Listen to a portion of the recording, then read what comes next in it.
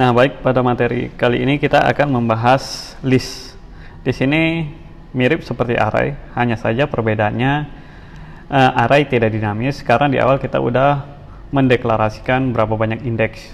Nah, kalau list di sini kita lebih dinamis secara jumlah indeksnya. Jadi kita nggak perlu di awal menentukan berapa untuk jumlah indeksnya. Nah, kita lanjut. Mungkin untuk pendeklarasiannya bagaimana? Nah, di sini kita hanya tinggal membuat list, kemudian diikuti di sini adalah generic type. Untuk generic type ini tipe datanya bisa apa aja. Sebagai contoh kita gunakan integer, dilanjutkan dengan nama variabelnya. Contohnya saya buat kotak juga seperti kemarin. Kemudian karena ini adalah satu buah kelas, kita kasih new, kemudian list, dilanjutkan dengan tipe data yang sama. Nah, di sini kita udah ada satu buah variabel kotak yang menerapkan list. Jadi di sini hanya tinggal kita isi aja. Sebagai contoh di sini misalnya untuk mendapatkan berapa banyak jumlah yang ada di kotak, saya cw, kita buat di sini kotak titik, bukan length lagi. Kalau di array kita kemarin menggunakan length, kalau di sini kita menggunakan count. Jadi kita hitung di kotak ini ada berapa banyak objeknya. Kalau saya jalankan Ctrl F5, kita lihat kita akan mendapatkan nilai kembali dari kotak. Nah, kita lihat kita ada 0 objek, nggak ada jumlah nilai di kotak ini. Nah, sekarang bagaimana untuk menambahkan nilai baru di variabel kotak? Sebagai contoh di sini kita hanya menambahkan add aja, add. Kita panggil si variabel kotak titik add. Nah, di sini kita mau memberikan nilai berapa? Karena di sini integer, kita hanya tinggal langsung menuliskan nilainya. Sebagai contoh di sini adalah 1. Nanti kita nilai lain aja, kotaknya nanti kan countnya 1 karena kita udah memberikan satu buah nilai. Nanti bingung. Saya buat di sini nilainya 77. Saya Ctrl F5, kita lihat kita ada satu buah nilai. Jadi yaitu di indeks ke 0 yang mana nilainya adalah 77. Sekarang kita coba keluarkan nilainya.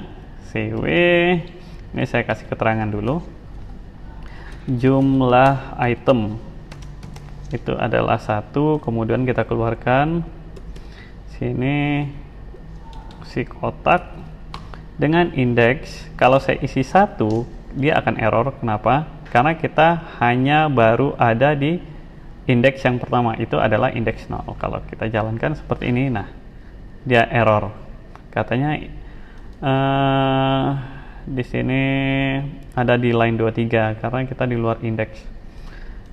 Line 23. Nah, di sini kalau saya ganti dengan 0 baru bisa.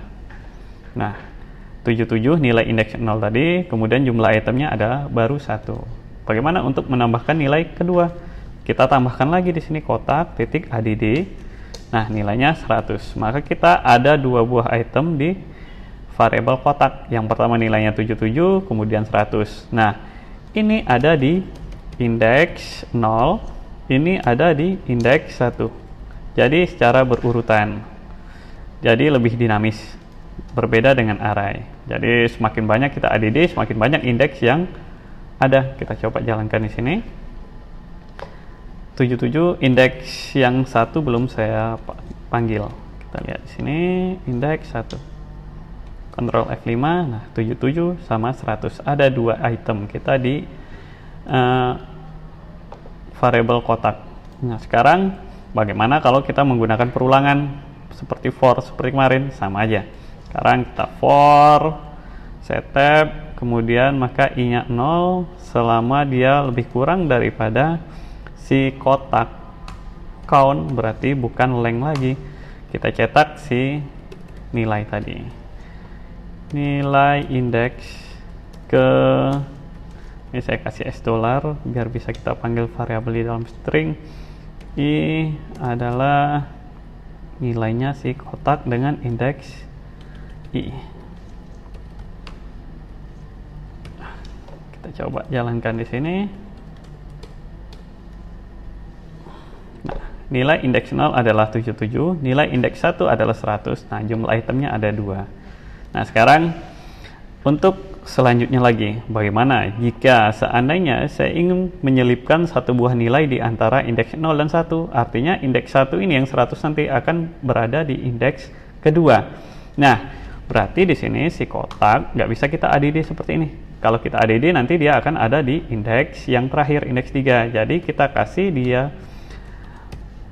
insert, kemudian di indeks keberapa mau kita insert? Indeks 1, isinya mungkin kita ganti dengan 99.